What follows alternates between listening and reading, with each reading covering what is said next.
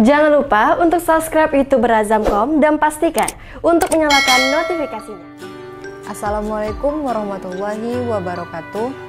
Saya Nurulita Putri, merupakan mahasiswa di Universitas Islam Riau, Fakultas Hukum. Di sini saya akan mencoba mempresentasikan tentang sistem pemerintahan Indonesia, sebagaimana yang ditugaskan oleh dosen pengampu, yaitu Dr. Haji Syafriadi SH.MH. Sebelum kita masuk ke sistem pemerintahan Indonesia, ada baiknya kita mengetahui apa itu pemerintahan Indonesia. Pemerintah Indonesia itu mempunyai prinsip otonomi daerah yang luas dan pemerintahan pusat sebagai otoritas tertinggi dengan mendelegasikan wilayah administratif yang terbagi ke dalam 34 provinsi. Indonesia sendiri mempunyai sistem pemerintahan presidensial yang menempatkan presiden sebagai kepala pemerintahan. Di dalam pemerintahan, presiden berkedudukan sebagai kepala negara sekaligus kepala pemerintahan. Presiden tidak bertanggung jawab terhadap parlemen atau legislatif. Adapun menteri bertanggung jawab kepada presiden. Dan bentuk pemerintahan konstitusional serta sistem politiknya yaitu demokrasi Pancasila. Indonesia sendiri mempunyai 3 lembaga untuk menyelenggarakan sistem pemerintahan, yaitu yang pertama, lembaga eksekutif, yang bertugas melaksanakan undang-undang. Yang kedua, lembaga legislatif, yang bertugas membuat undang-undang. Yang ketiga, ada lembaga yudikatif, yang bertugas mengawasi undang-undang. Ketiga lembaga ini dikenal sebagai trias politika, yang artinya kekuasaan politik yang dilaksanakan oleh 3 pilar. Selanjutnya, mari kita bahas lebih dalam lagi mengenai 3 lembaga tertinggi Republik Indonesia. Yang pertama, lembaga eksekutif. Lembaga ini merupakan lembaga tertinggi dari sistem pemerintahan kita. Dan yang paling disorot kinerjanya oleh sebagian besar masyarakat, kemudian memiliki tugas yaitu melaksanakan kebijakan, peraturan, dan menjalankan undang-undang yang dibuat oleh legislatif. Dan yang terlibat di lembaga eksekutif ini adalah presiden, wakil presiden, serta staf kementerian kabinet presiden. Dan yang perlu kalian tahu, pekerjaan lembaga eksekutif selain yang disebutkan tadi itu juga meliputi yang pertama, boleh menjalin hubungan kerjasama oleh negara lain. Yang kedua, boleh mengutus duta besar di beberapa negara lain dan konsul.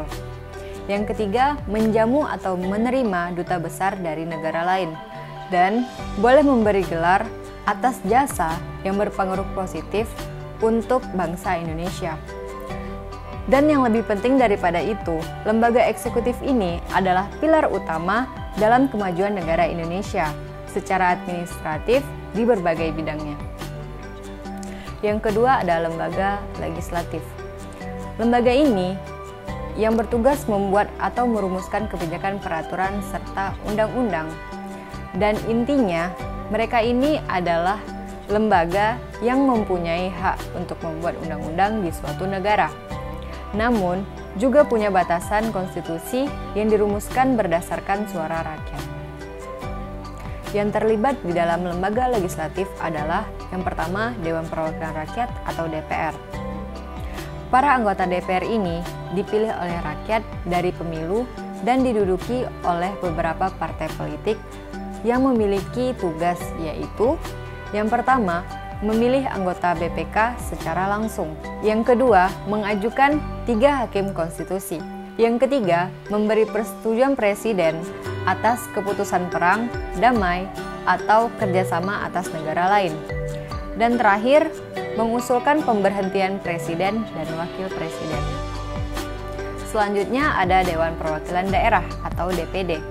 Sama seperti DPR, anggota DPD juga dipilih melalui pemilihan umum oleh rakyat dan memiliki tugas antara lain yang pertama, mengajukan rancangan undang-undang yang berhubungan dengan otonomi daerah dan mengawasinya. Yang kedua, memeriksa hasil keuangan negara melalui BPK. Dan yang terakhir, memberikan pertimbangan pada presiden mengenai rancangan undang-undang APBN.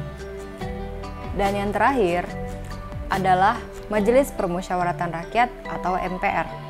Anggota MPR di dalamnya juga merupakan anggota-anggota DPR dan DPD yang terpilih sewaktu pemilu.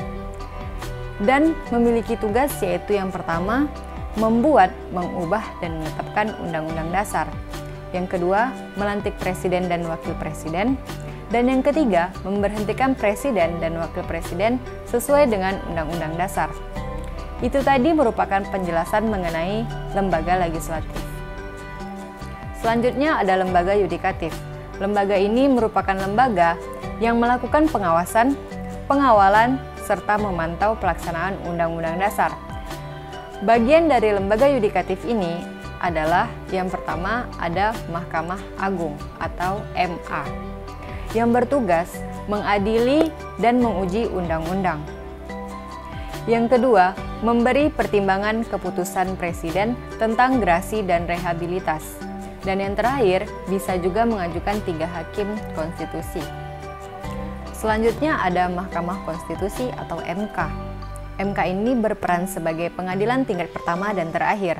Keputusan MK ini bersifat final untuk menguji sebuah undang-undang dan memiliki tugas yang pertama, mengadili dan memutuskan hasil uji undang-undang dasar. Yang kedua, memutuskan masalah persengketaan.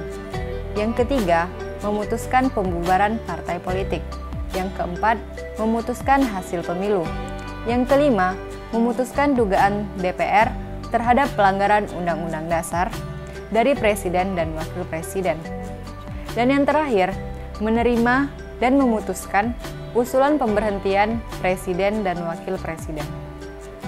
Semua tugas MK ini dijalankan sesuai dan berdasarkan Undang-Undang Dasar serta atas dasar Pancasila.